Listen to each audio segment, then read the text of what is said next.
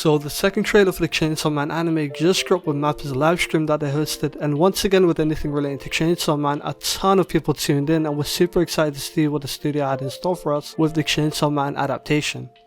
I don't know how many of you noticed, but from the last week or so, some really popular titles within the Shonen Jump magazines have just been announced to receive upcoming anime adaptations and continuations.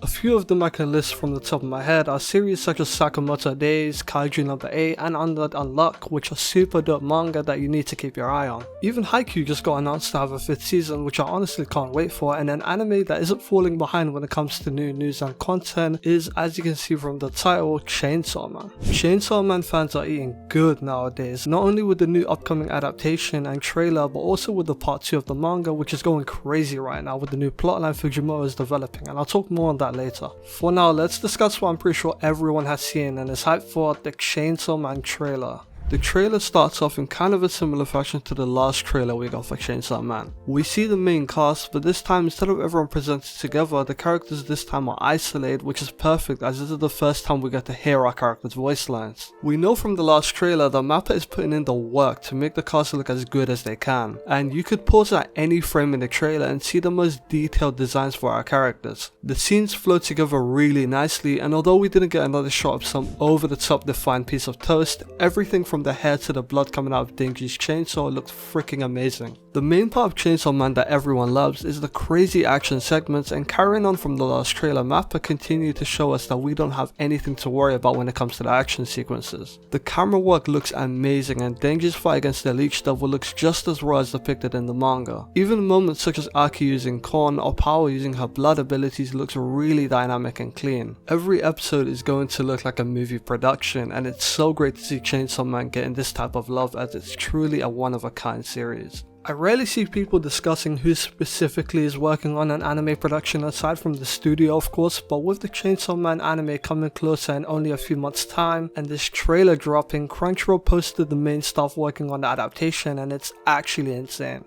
I've seen someone say that Mappa really assembled the Avengers to create this anime, and it honestly couldn't be more closer to the truth. Everyone working on their specific section of the anime is some of the best people in the space and the industry as a whole. A few examples I can list off from just the action director of the anime is his work on Black Clover and the episode where Yami does that super dope dimension slash and a ton of other scenes. Jujutsu Kaisen episode 19, which is one of if not the best episode in the anime in terms of fluid animation and even choreography. The Fate series, which is known for having ridiculously well animated fights, and an anime called Tact OP Destiny, which I haven't yet seen, but it looks really damn good and clean. Also, another thing to point out from the staff working on the anime is the composer Kensuke. The music that's going to pair along with these hype moments that Chainsaw Man will offer is done by the composer of A Silent Voice and of Mind Crybaby, which are both series known for their incredible soundtracks and unique style. Aside from the sick trailer that dropped and the anime for Chainsaw Man Part 1, the second part of Chainsaw Man's manga is now on its 4th chapter, and just like the Chainsaw Man we all know and love, it's pure insanity and super engaging. From this point onwards, I'll be discussing the new chapters briefly, so if you don't want to hear any spoilers, click off now. After releasing a couple one-shots throughout the past year, Fujimoto decided to come back to Chainsaw Man Part 2 in the most unconventional style that Fujimoto loves to portray in his work. The story kicks off with us placed in a school setting, carrying on from what Part 1 ended on. However, Denji is not the main focus of the story, at least not right now with what's currently going on. In this school, we get a glimpse of what seems to be the main focus of the story for this segment, Asa Mitaka, who is an introverted girl that's parents was killed by a devil. She's a girl who appears to have no real friends, and she dwells on the fact that the world is a corrupt place with barely anything normal about it and everything unordinary. This is further developed later on, as pretty much the only person we've seen show her compassion and a real look into friendship turns out to be jealous of her and is contracted by the Justice Devil to take Asa out in order to gain the attention that she wants from her teacher. Then Asa, at the brink of death from an attack, is claimed by the War Devil, who apparently looks like this for some reason. And with that, Fujimoto throws us right back into the loop of constant high-octane action and sick paneling that Chainsaw Man always provides, with Asa creating a spinal sword out of her teacher and an explosive with the devil's hand. The War Devil, who is essentially controlling Asa, claimed her body in an attempt to kill Denji, the Chainsaw Devil, as apparently he goes to Asa's school, but as of chapter 101 we haven't yet seen him in the story again. However, with the return of the Bat Devil, Denji might actually make an appearance soon. Super unconventional but really cool introduction to the next part, once again with with the characters in Chainsaw Man, it's going to be exciting to see what Fujimoto has in store for us with Asa's character. Asa and the War Devil are two characters that parallel each other well, and I'm excited to see how they will grow over the next couple chapters. The name Asa translates to morning, and the War Devil's new name Yoru translates to night or evening, which is a deliberate and well done representation of both and the personality traits that they both portray. The current state of Chainsaw Man is looking really promising, and just like Bleach and Mob Psycho, I can't wait for the new Chainsaw Man anime. If you made it this far into the video, thanks for watching, subscribe and like the video if you enjoyed, and stay tuned for my next upload.